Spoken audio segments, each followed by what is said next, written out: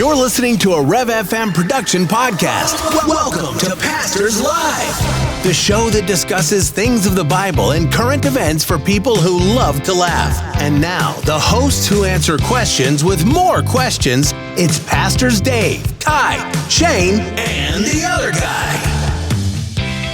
Well, we made it to another Monday. How's your Monday, guys? You doing okay on your Monday? Good. So you're good. So Gary's doing okay on a Monday. Yep. So how are you guys doing on a Monday? I'm not here, man. Yeah, I'm not. Yeah, I'm doing great. Mondays. I'm not here. Yeah. I love Mondays. Yeah, Dave, how are you doing today? I love Monday. You doing Dave? I'm doing great. Yeah. Well, today's Tithe Day, right? Right. We've talked about that before. Hey, Dave, we should probably mention that to people again, because that's a great way to look at a Monday, because Monday is Tithe Day, or at least the first part of Monday is If Tithe you work Day. 40 hours a week and you tithe on the first 10%, or the first fruits, that top 10%, that means that the first 4 hours of your day on Monday, you are working directly for God. Woohoo! So, there you go. So there it is, right? Tithe, You know? that's in a nutshell, Tithe Day Monday. Right.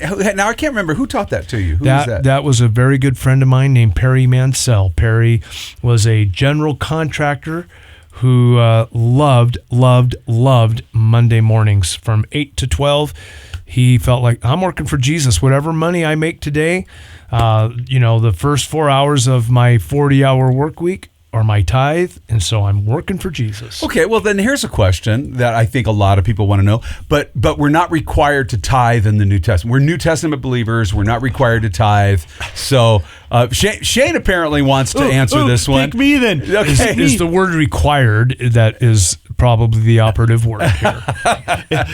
I'm going to go off that and say, okay, if that's your argument, then all of your money and all of your time is And God's. that's exactly right. Great book. There's a classic book by John MacArthur called Giving God's Way. Yeah.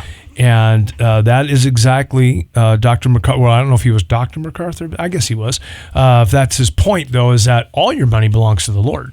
Yeah. It's all his. So you don't want to ever say, well, I gave my 10%, therefore with the 90%, I can go out and do all of this carnal stuff and satisfy my flesh because, hey, I gave God his 10%, now he has to get off my back.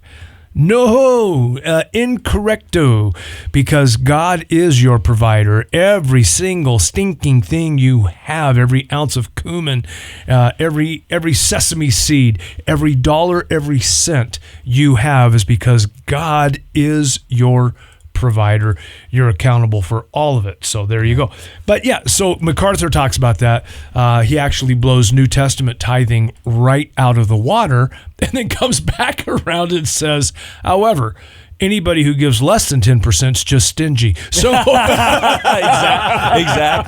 Exactly. I mean, you wouldn't go in to a coffee house and get a bagel and a cup of coffee and leave 10% as a tip. You'd feel like a cheapo, right? You go in there and you leave 15 or 20%. You get a bagel and a cup of coffee and you slap down $3 as a tip.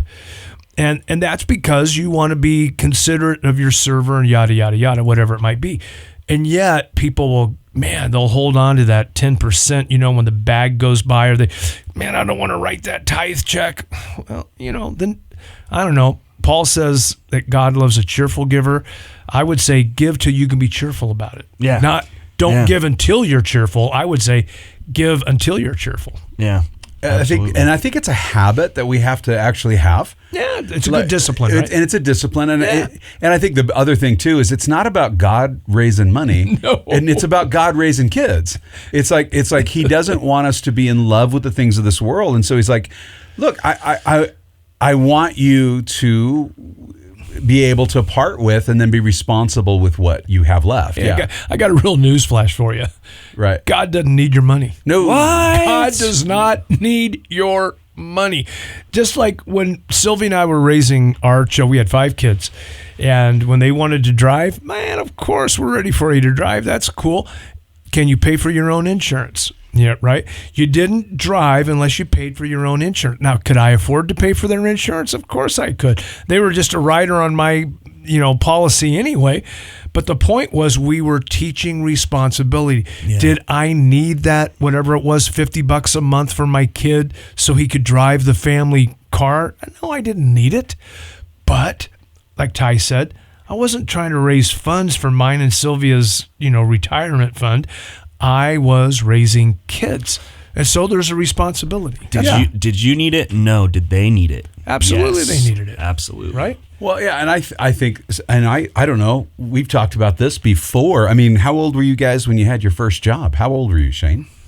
My first real W-2 job, I was 17. No, real but job. Just any job. First job. I don't even know. Because you've been done hustling. side jobs. You were always forever. hustling, right? Yeah. Dave, what about you, man? Yeah, I mean, same thing, bro. I don't know. Yeah. Because you were Always- hustling. yeah. You sold avocados out of the backyard, right? To do we stuff, sold right? avocados and Right. we raked yards and mowed yards and cleaned gutters and whatever. Yeah. Yeah, it's really interesting. It's becoming harder and harder to find kids that are willing to work. I don't know if you guys have noticed that at all. I'm just finding. Well, look, and you guys know how I feel about this. COVID changed a whole lot of things. Why does this program? Last weekend I was in Springfield, Missouri, and I was talking with a couple of my old buddies, and we had a conversation about this podcast. And I was explaining to them, Pastors Live, and indeed the Men's Resolve Conference, exist because of COVID. Because the four of us, Gary, Ty, Shane, myself, in conversing about what was happening in COVID, we were telling an entire nation of men, you are non-essential. You're not important. You have no value. Stay home. Only essential people get to go to work. You can't tell an entire nation of people that they are non-essential, they have no value, they are not important, and then expect them to snap right out of it when you've decided, somebody decided, okay, it's over, right? And now everybody's going to snap back and have this great work ethic? No. You started paying people $15 an hour to stay home. To stay home. Right. And you're right, Ty. Now, you've got a whole generation of people saying, what do you mean go out and edge the yard and make the yard look sharp and pick up the sticks and dig the mushrooms out of there and clean the gutters and clean the gutters around the house? Why would you do that? I was getting paid $15 an hour to stay in the basement because I was non-essential. You're not non-essential. You have dignity. You're made in the image of God. You have value. I would go so far as to say you have a destiny to fulfill. And if you don't believe that you have value, if you don't believe in dignity, if you don't believe you're created in the image of God, then you don't believe in having a strong work ethic. Why would you have a strong work ethic? Yeah. Yeah. I can just coast and, get spoon-fed or whatever. It doesn't make sense. Yeah. Right. Absolutely. Well, if you think about the whole design of man, let's get real for a minute. So the design of man, he makes man and he puts him in the garden. He says, I want you to tend to the garden. In fact, I don't think it's good that you're alone. So I'm going to make a woman to help you to create community out of my creation. So this idea of taking care of things, taking care of a home, taking care of a yard. That's all pre-curse. That's everything all you've just before the described. curse. This is before the curse, before the fall. Right. They actually had work to do. Yeah. And if you think about how Paul does a little callback on that when he writes Ephesians 2:10, for we are his workmanship created in Christ Jesus for good works which he prepared beforehand. He says, true and undefiled religion is this. James writes that, to visit orphans and widows in their time of need and to keep oneself unspotted from the world. This idea of doing is not a non-biblical idea. It's actually a biblical idea. Well, that's what you were talking about last Friday, I think it was, Ty, when we were having the whole conversation about longevity. And you were saying part of longevity is serving, right? It's doing something. Motion, moving. Yeah, moving forward. Yeah. Well, it's like a believer in motion remains in motion until the rapture. Yeah. Or death, whichever comes Running first. water keeps the bacteria out, keeps the moss. Honestly, there's a lot to be said about movement, or using Christianese, serving.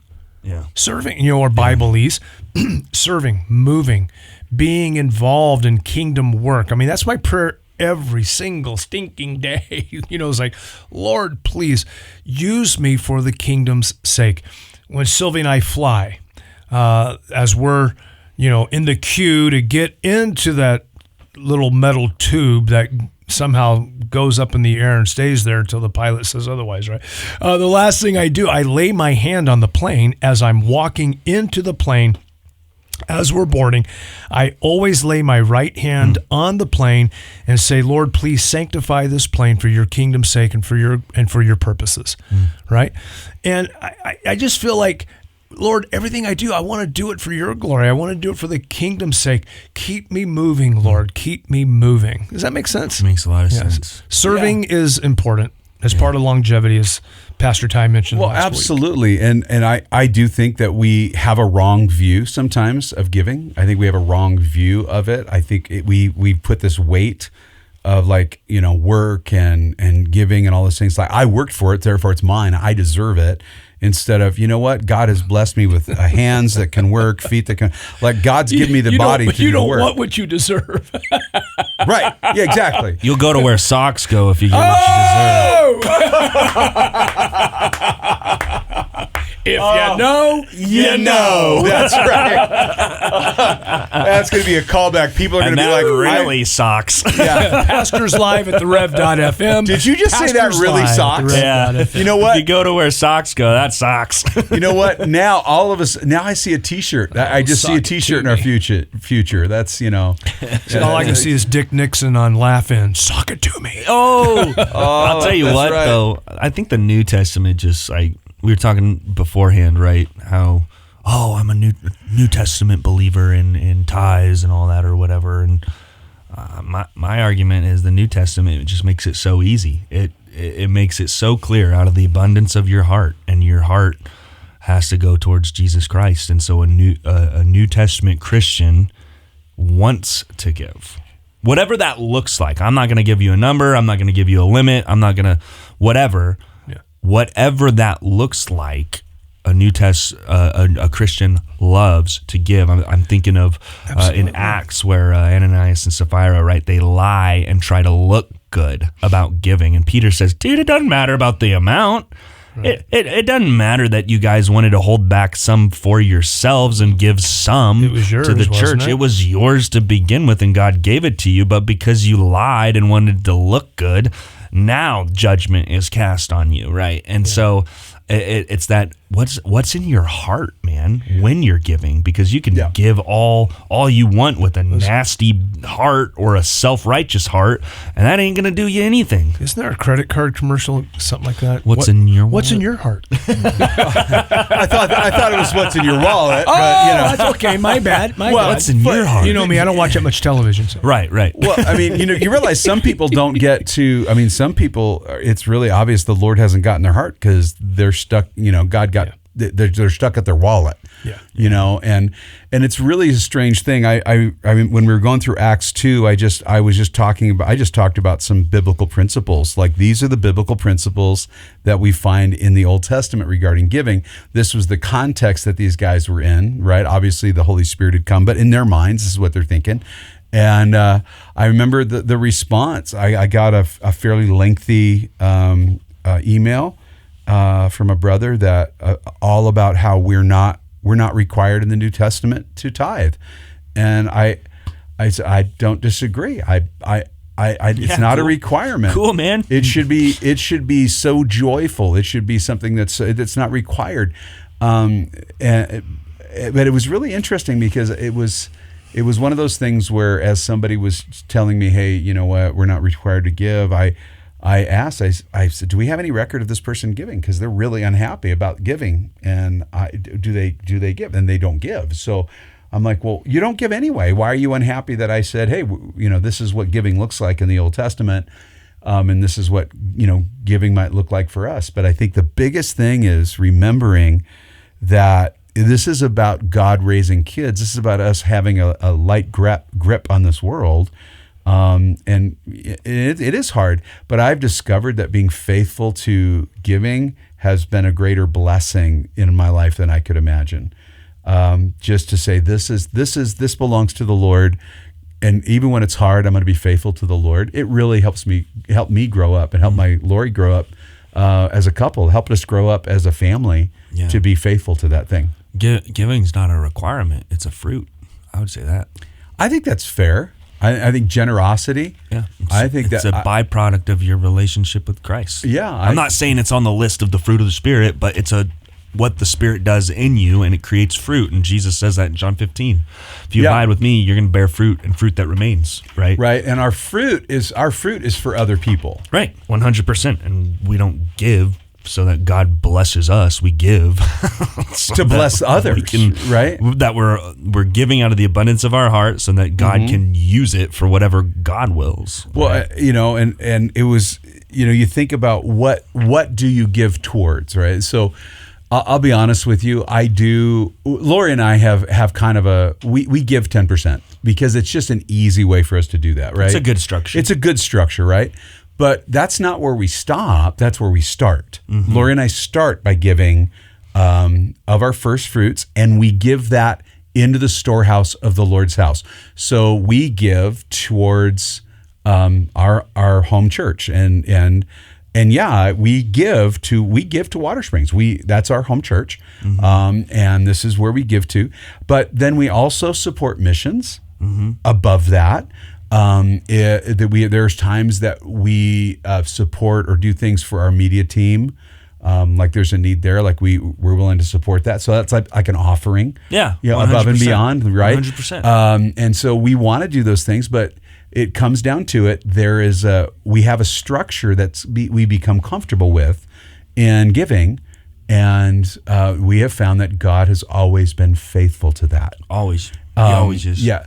There have been times that we have struggled financially in our lives. I mean, I remember one time we basically had ramen and popcorn. I mean, that's all we had in the house. Yeah. And when you're young and you're married, we used to joke around in Salmon when young couples would get married. We'd say, "Hey, look, two people can starve just as easy together as one." So this is going to be a great marriage. Like these guys are coming at it together, and it's going to be awesome. So we really try and encourage people to, hey, be financially smart. When we do premarital counseling, we say, hey, you kind of need to have a budget. But it's amazing how many young people, they come together with a budget, but giving, like charitable giving, is not in their budget. Yeah. It's like, it's about our bills. It's about survival. We got to have this. We got to have that. And I said, you really need to get in the habit of giving to the Lord. Yeah. And not only of your treasure, your financial things, but also of your time. Yeah. Like, and some people, I want to be careful with this. I know some people are like, hey man, I served, so that's why I don't give, because I give of my time, and that's how I financially support the church. And you know what? And I understand that argument, and I've heard it before, but I disagree with it. I think we should serve with time, with talent, and with treasure. I believe that we should. I think those are all areas that we should be engaged in. I don't think it should be just. Well, and then some people are like, "Well, I give, so I don't serve." I'm like, "See, this is the opposite. Thing. It's the same thing." Well, it's a Romans 14 thing. It's a maturity thing, right? Right. Yeah, I agree. And they're growing. Hopefully they're growing. Yeah, right? hopefully the heart you're is growing. Okay, dude. If that's where you're at right now, I'm not gonna sit here and nickel and dime you and go, "Come on, what?" Yeah. You will grow in the Lord, and you will see that everything. My time has been given to me from the Lord. My talent has been given to me from the Lord. My treasure has been given to me from the Lord. Absolutely, so 100%. all of it has to go back to the Lord, not out of like a begrudging attitude where it's like, oh, I guess I have to do this, right? No, it's out of thankfulness, man. And when you're there, God says, man, you're a good steward. You're faithful and you're joyful. And God wants to bless that. It's not like he's required to bless that because you've done it. He goes, man, you're being an awesome child. I want to bless you because you've been faithful. Right. Because I know you're going to continue to be faithful. And I used to joke around all the time. I said, Lord, I want the gift of giving. And the Lord, because I know in order to have the gift of giving, I have to have stuff to give. And the Lord was funny. He says, then start giving. Yeah, there you go. Exactly. Right. And I'm like, and I'll be honest with you, that was kind of an uncomfortable season of prayer for me. Yeah. Because I honestly felt convicted, because I'm like, do I really want that gift, or I just want the resources that come from God so I can give? Like, I really struggle with that. I'm not giving you $1 million because you can't handle $1 million. Well, and that's the reason, man. Yeah, that's how God talks to me too. You can't handle the cash, right? You can't handle the cash. You'll mishandle the cash. You're going to mishandle the cash. Absolutely. It's like those folks that want the lottery, right? And they go, "Oh, Lord, if you just help me win the lottery, I'll give you, whatever portion of it." I don't think that's the right heart, man. I remember one time Ben asked me, he says, "What would you do if you win the lottery?" He says, I said, "I'll quit my job and I'll die penniless. I will do everything I can to give it all away." Yeah. I mean, because it's like, could you imagine? It'd take a lifetime to give money away. Yeah. And to give it away with some stewardship. But hey, listen, everybody. Half a lifetime because you give half of it to Uncle Sam. Oh, that's a good point. Hey, listen, you're loved. Your family. We're out of time today. Hey, we just a moment of silence for our socks from Friday. Okay, any socks that are lost today. But hey, if you're a nurse, we want to say thank you for everything you do. And it is also National Nutty Fudge Day. And so, do you guys like nuts in your fudge? Do you guys like? It's like I'm not a fudge guy. I'm not a fudge guy, but I like nuts. Yeah, I do. I like fudge. Okay, because I don't like fudge. Okay, hey everybody, you're loved, your family, you're out. God bless you. Send your fudge to Gary. Wow. You've reached the end of another episode of Pastors Live, a Rev FM production podcast. Thank you for listening. Submit your questions and comments by email to pastorslive@therev.fm. If you enjoyed this episode and you'd like to help support the podcast, please share it with others, post about it on social media, or leave a rating and review from your favorite podcast listening platform. Subscribe to our podcast on Spotify, Google Podcasts, Apple Podcasts, or Amazon so you don't miss the next episode drop.